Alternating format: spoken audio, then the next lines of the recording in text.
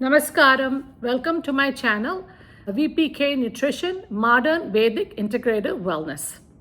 I hope you have been enjoying my relationship series over the past few videos. I have talked about relationship stress, love, communication, and how these can have an impact on our health using an Ayurvedic lens. In today's episode, I wanted to talk about something even more important. We've always talked about relationship with others, but the most important relationship perhaps is the relationship we have with ourselves. Now, I know that may sound a little vague at first. What does having a relationship with yourself actually mean? Now, again, many people don't really think about it, but again, when you have a self-awareness, it actually makes your life a lot richer. From childhood, we have been told how to behave, how to act, how to seek validation from the world around us. Now, as a child, we need that to develop our own identity and also for emotional development. However, over time, the same need for approval starts to influence our choices, our relationships, our self-worth, and also our health. Many of us grew up listening to more criticism about our mistakes than appreciation for what we have done well. However, parents usually do this with good intentions based on their own upbringing and their own values. But in today's world, with changing expectations and cultural differences, it becomes very difficult to balance duty, relationships, and inner peace. So this is why the relationship with ourselves is so much more important to maintain that peace with the world around us. When we constantly seek external validation, we lose connection with our own inner voice. But when we start to develop self-awareness, compassion, healthy boundaries, and emotional balance, we stop abandoning ourselves just to keep everyone else happy. Now, again, surprisingly, when we make peace with ourselves, we automatically gain peace in our relationships and in dealing with people around us. So today, I want to share some practical tips and guidelines on how to develop a more healthier and compassionate relationship with ourselves, physically, mentally, emotionally, and spiritually. Stay tuned.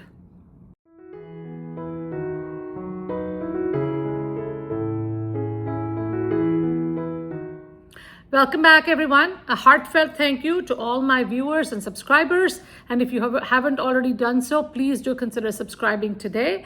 And I always like to hear from you, so please put some comments, share your thoughts. And if you think this is helpful for someone else, please share it with others as well.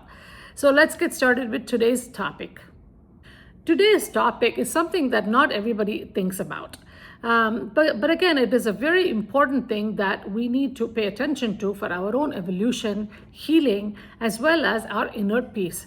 Now, this comes from my own life experiences, a lot of reflections and contemplation over the many years of my life, trying to go deeper and heal myself and at a deeper level. As I got older, into my 50s, I started feeling more and more lonely when I was with other people rather than with myself. I know that sounds very strange because most people look for company so they don't feel lonely. But in my case, it was the reverse. And I started examining why I felt that way. I realized that whenever I'm around others, I was always giving, serving, helping, and taking care of everyone else's needs while ignoring my own needs. And over a period of time, I slowly started blending into the background and started feeling invisible. Over a period of time, this left me feeling physically tired, emotionally drained, and completely exhausted. I was totally burnt out. And sometimes it would take me a couple of days to recharge and feel like myself again and healthy, just to start this whole cycle all over again.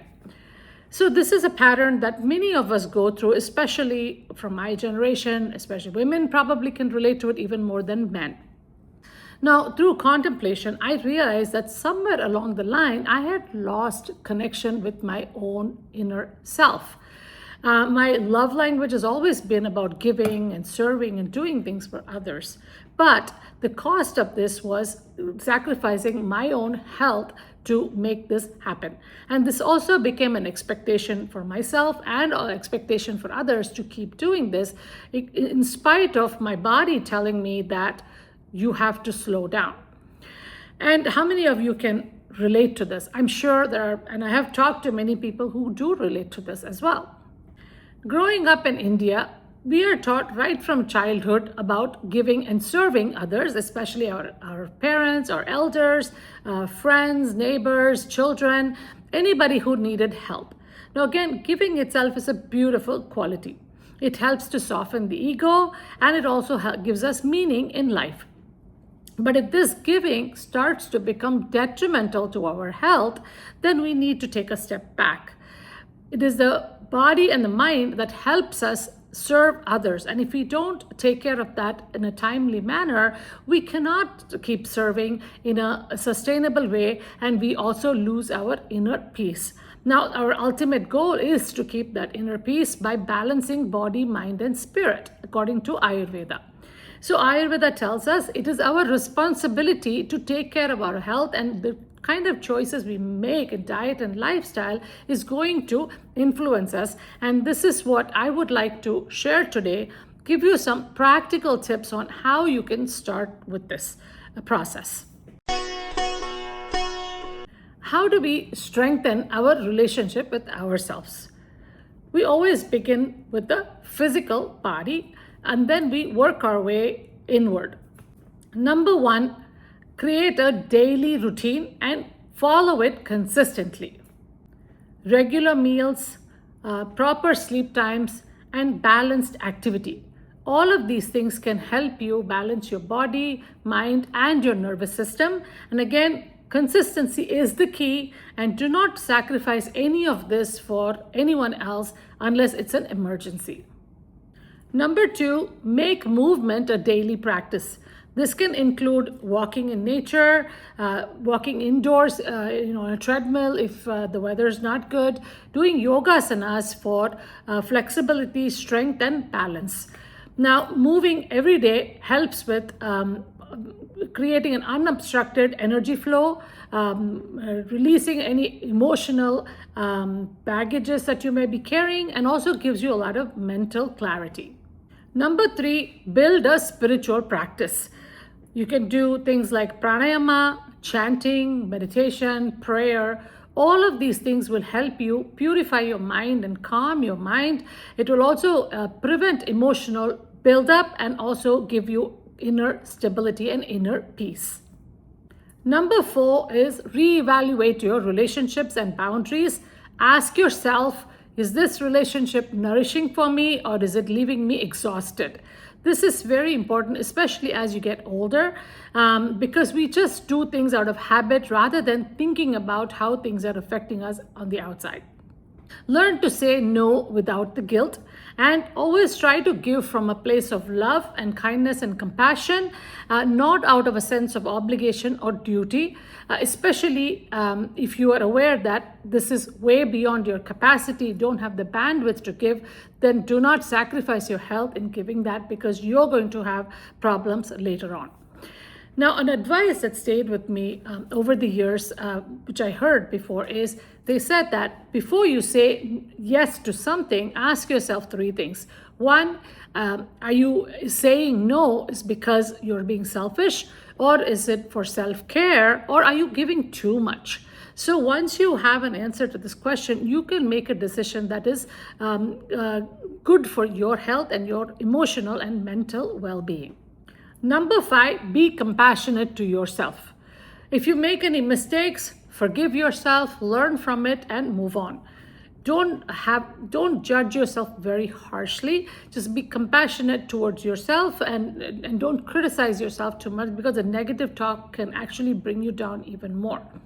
Let go with compassion and forgiveness. Again, doing practices like compassion meditation, which I've talked about several times in my videos, is very useful to give yourself that compassion. And I will share the link for that in the description if you would like to try it. Number six, Journal your thoughts, especially when you're feeling emotionally heavy or agitated or overwhelmed. Writing things or putting things on paper can give you clarity, can give you emotional processing, and also self-awareness. Number 7, spend time with yourself. That me time that we talk about. Pick up something that really connects with yourself, like music or reading, art, crafts, dancing. Create any kind of creative activities that helps you reconnect with yourself. In conclusion, the more we befriend ourselves, the less lonely we become and more emotionally balanced we also become. And then we start to realize that the inner peace, the joy and connection that we seek is already within us. And this is true freedom. And whatever we get from the external world is just a bonus to make this even more beautiful. So again, start slowly, but be very consistent. Don't expect change right away. Things take time. And again, set realistic expectations and keep going with all of these practices. One thing that astrology has taught me, and I've been studying astrology for a few years now, and it has taught me that no matter how much you put in effort and all of these things that you do, it's going to give you results in the future, but it may not always happen in your timeline because the timing is always determined by your level of maturity within. So this will happen when the time is right for you, but that doesn't mean you stop working on it right now. Again, there is a beautiful sutra, Yoga Sutras, that says, Heyam Dukkham Anagatam. That means that whatever sorrow is there in the future can be avoided by what you do today. So again, this reinforces both Ayurveda as well as astrology in saying that take charge of your own life right now to change what comes in the future for the better. Thank you so much for joining me. I hope this was useful. And again, if this resonated with you, please share your experiences and your thoughts in the comments. If you found this helpful, please do share it with others that may be benefited. Again, listen to your body, observe your mind, and heal yourself. And I'll see you again next week with another video. Have a wonderful week ahead.